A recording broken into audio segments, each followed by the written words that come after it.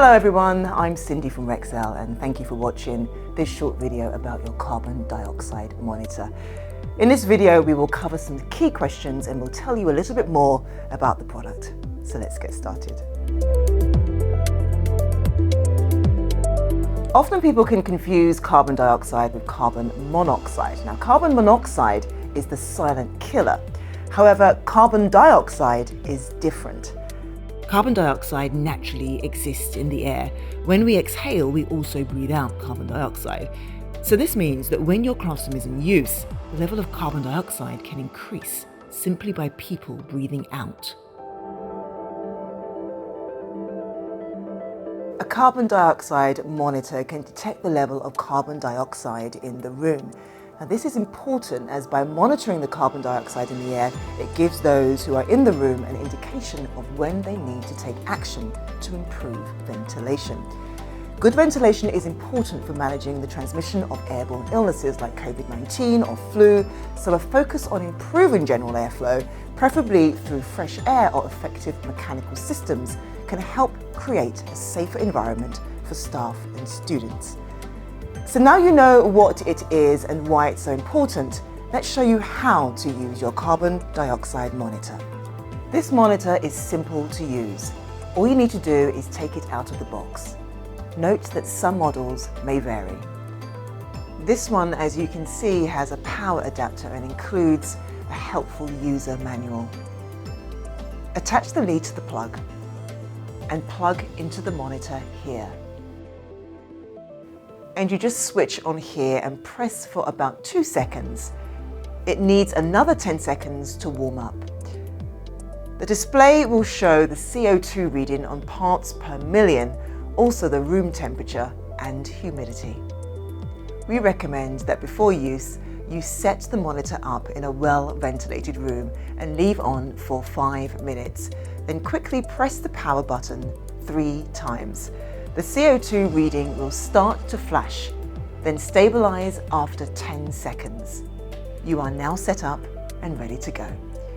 You should place the monitor at head height when seated, away from ventilation outlets such as grills or windows at least half a meter away from occupants. Closer than this could give inaccurate readings. That's covered the setting up. Now let's look at the actions to take next. The screen gives you an indication of the level of carbon dioxide in the room. Knowing when a teaching space has high CO2 levels will help settings identify when to improve ventilation. For example, by opening windows. This will help improve concentration and lower the risk of airborne infections, whilst balancing good ventilation with keeping rooms warm in a more cost-effective way. Pay attention to the traffic light LEDs above the reading here. Depending on the model, your CO2 monitor will refresh and show a new reading anywhere from every few seconds to every 10 minutes. If your CO2 monitor is showing a consistent value under 800 parts per million, the indicator bar will show as green.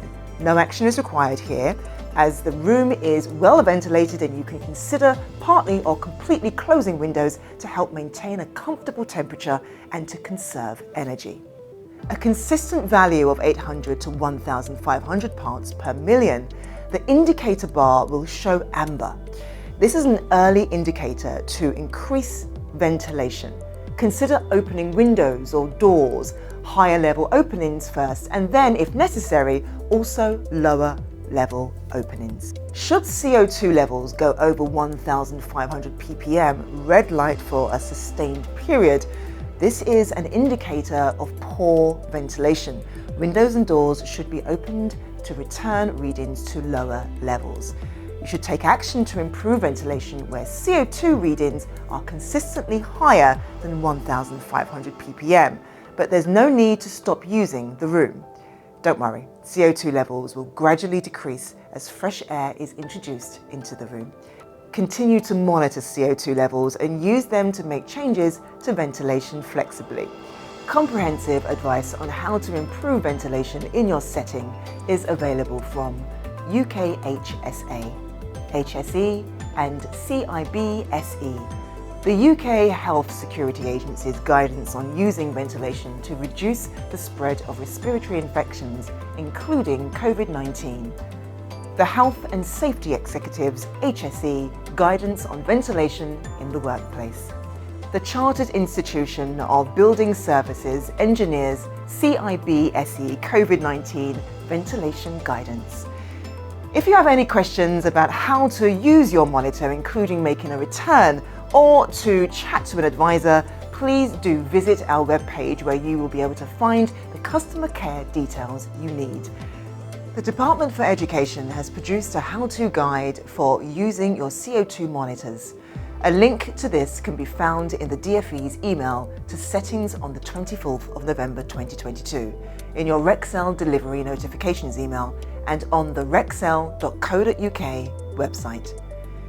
If you have a query relating to how many monitors you have been sent, please contact the DfE ventilation mailbox at ventilation.operations@education.gov.uk. You are now all set up with your monitor, and we do hope that this video has helped answer any questions you may have had. Thank you very much for watching.